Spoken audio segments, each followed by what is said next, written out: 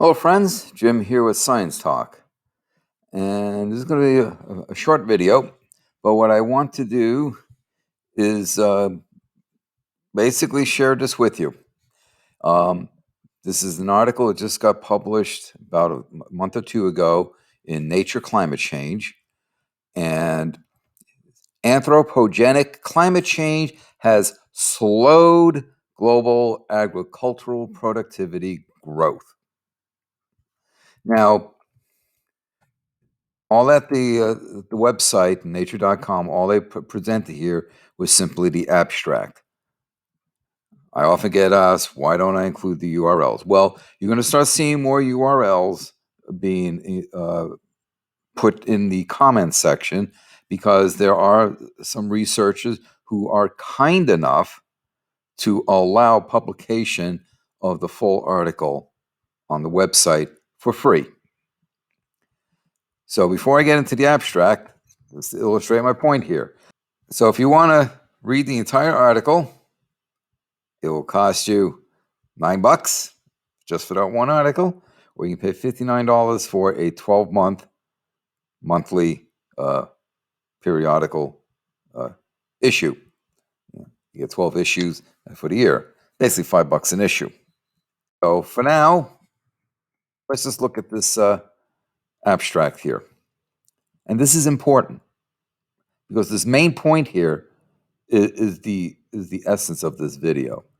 Agricultural research has fostered productivity growth, but the historical influence of anthropogenic climate change, ACC, on that growth has not been quantified. We develop a robust econometric model of weather effects on global agricultural total factor productivity, or TFP.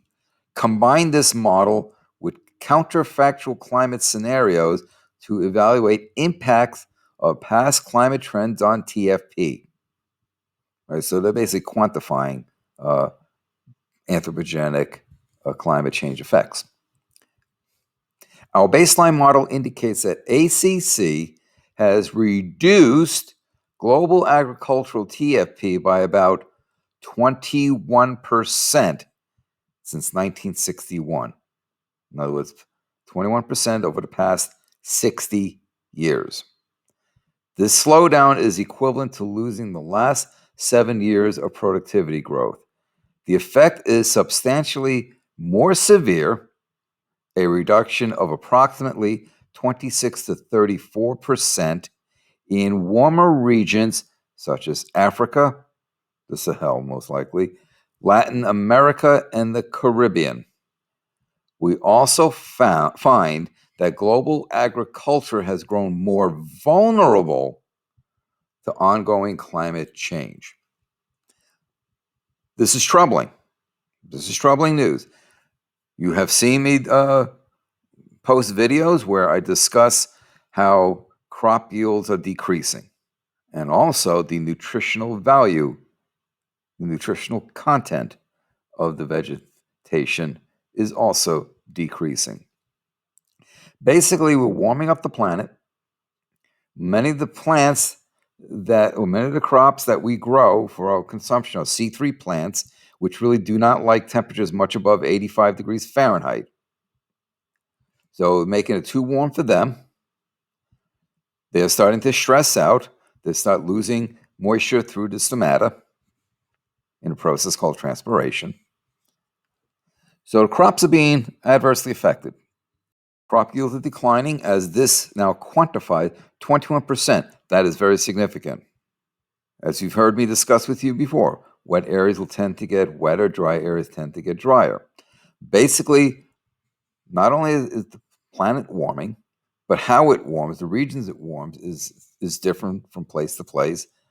But we have the changing jet streams. We have changing precipitation patterns.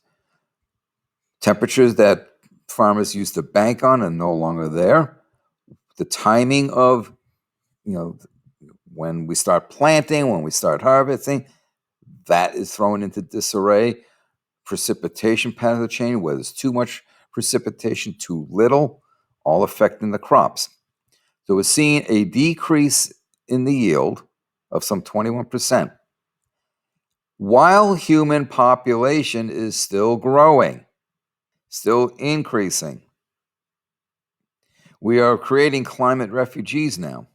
We're losing arable land. We're losing land to sea level rises.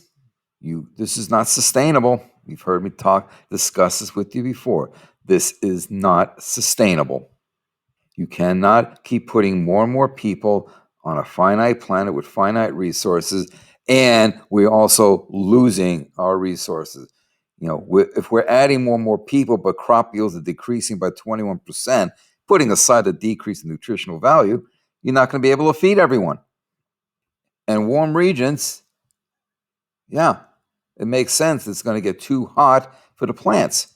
Plants, like all organisms, have a preferred temperature range.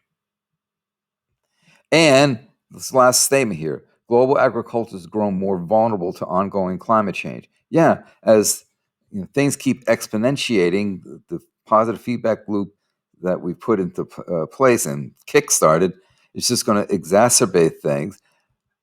Probably going to start seeing more and more reduction in crop yield and perhaps even outright crop failures as well.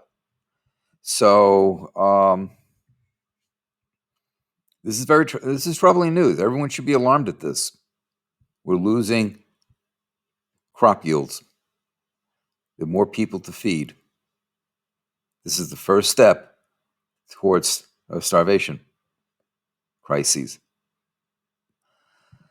So I said that you've seen me do these types of videos before discussing this issue.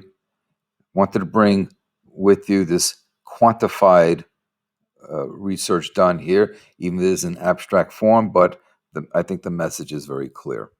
So it's in the April issue of Nature Climate Change, volume 11, and those are your page numbers there.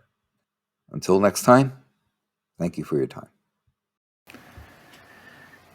Hello, folks. This is Jim here with Science Talk, asking you to please subscribe to my channel and to inform others of my channel and of the work that I do. Please share to social media platforms that you use. Also, as a reminder, don't forget to click the bell so that you know when I load up more videos. Finally, I ask that you support the work that I do by becoming a patron at patreon.com. Details in the description box below. Thank you for your support.